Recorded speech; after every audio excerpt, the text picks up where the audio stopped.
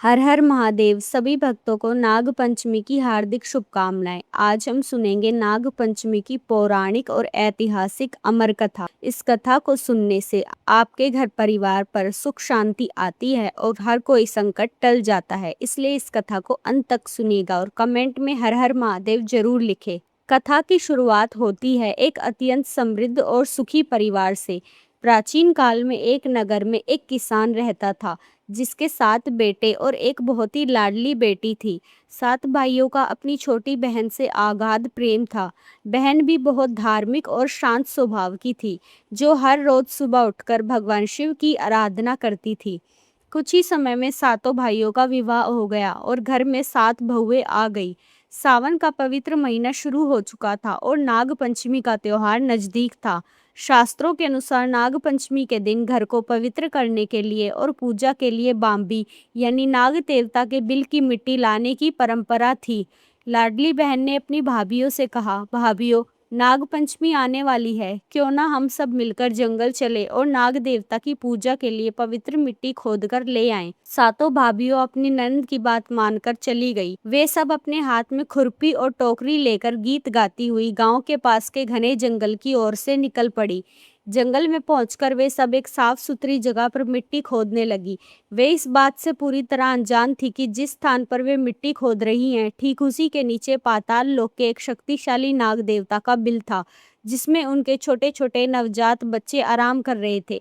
तभी सबसे बड़ी भाभी ने जैसे ही जमीन पर खुरपी से जोर का प्रहार किया, वह खुरपी सीधे नीचे बैठे नाग के बच्चों पर जा लगी। देखते ही देखते मिट्टी के भीतर से खून की तेज धारा फूट पड़ी। नागराज के छोटे छोटे बच्चे तड़प तड़प कर वहीं मर गए। यह देखकर सातों भाभियां डर के मारे चीख पड़ी। वे सब घबरा गई कि अब नागराज के क्रोध से उन्हें कोई नहीं बचा सकता। लेकिन उस लाडली बहन का हृदय दया से भर गया। उसने रोते हुए अपने आंचल से उन मृत नाग के बच्चों को ढका और वहीं बैठकर रोने लगी। उसने अपनी भाभीियों से कहा, यह हमसे घोर अनर्थ हो गया है। हमसे अनजाने में बेजुबान जीवों की हत्या हो गई है। हमें नाग देवता से क्षमा मांगनी होगी। डर के मारे सातों भाभियां मिट्टी छोड़कर महल की तरफ भाग गई, लेकिन बहन वहीं बैठी रही। शाम के समय जब नाग माता अपने बिल में वापस लौटी तो वहां का दृश्य देखकर उसका कलेजा फट गया। उसके सारे बच्चे खून से लथपथ मरे पड़े थे। नाग माता का दुख पल भर में भयंकर क्रोध में बदल गया।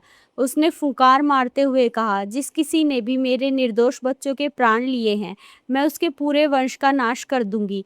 मैं किसी को जीवित नहीं छोड़ूंगी। अपने तपोबल से नागमाता ने जान लिया कि यह कृत्य उस किसान के परिवार की बहुओं ने किया है। वह क्रोध से अंधी होकर सीधे किसान की घर की तरफ दौड़ी। रात के सन्नाटे में जब पूरा परिवार सो रहा था, नागमाता ने घर में प्रवेश किया और अपने तीखे विषैले डंक से सातों भाइयों, किसान और सातों भाभियों को डस लिया। पल भर में पूरा परिवार, हंसता खेलता परिवार, नीले रंग में बदल गया और सबके प्राण पखेरु उड़ गए। केवल वह छोटी बहन जो उस रात अपने कमरे में भगवान शिव और नाग देवता के ध्यान में बैठी थी, वही जीवित बची। सुबह जब उसने उठकर देखा तो पूरे परिवार में कोहराम मच गया। उसके माता पिता, सातों भाई और भाभियां मृत पड़ी थी। वह अकेली अनाथ हो चुकी थी। वह जोर जोर से रोने लगी और समझ गई कि यह नाग देवता का ही प्रकोप है। तभी उसने देखा कि वही विशाल नागिन दीवार के कोने से फन फैलाए उसकी तरफ बढ़ रही है। कन्या डरी नहीं। उसने तुरंत रसोई से गाय का कच्चा दूध निकाला, उसमें थोड़ा सा चंदन और फूल मिलाए और हाथ जोड़कर नागमाता के सामने रख दिया। वह रोते हुए नागमाता के चरणों में गिर गई और बोली, हे नागमाता, हे पाताल लोक की देवी, मेरी भाभीियों से घोर अपराध हुआ है, लेकिन वे अनजान थी। आप चाहे तो मेरे प्राण ले लो, लेकिन मेरे इस निर्दोष परिवार को जीवन दान दे। एक माँ कभी इतना निष्ठुर नहीं हो सकती। उस कन्या की निश्चल भक्ति, आंसुओं और सबसे प्रिय कच्चे दूध के भोग को देखकर नागमाता का क्रोध पल भर में शांत हो गया। उसने दूध का सेवन किया और प्रसन्न होकर बोली, पुत्री, मैं तुम्हारी भक्ति और साहस से अत्यंत प्रसन्न हूँ। मांगो, क्या वरदान मांगती हो। कन्या ने रोते हुए अपने भाइयों और परिवार के प्राण वापस मांगे। नागमाता ने अपने मुख से अमृत की बूंदें निकाली और सभी मृत शरीरों पर छिड़क दी। देखते ही देखते सातों भाई और पूरा परिवार ऐसे उठ खड़ा हुआ जैसे गहरी नींद से जागा हो।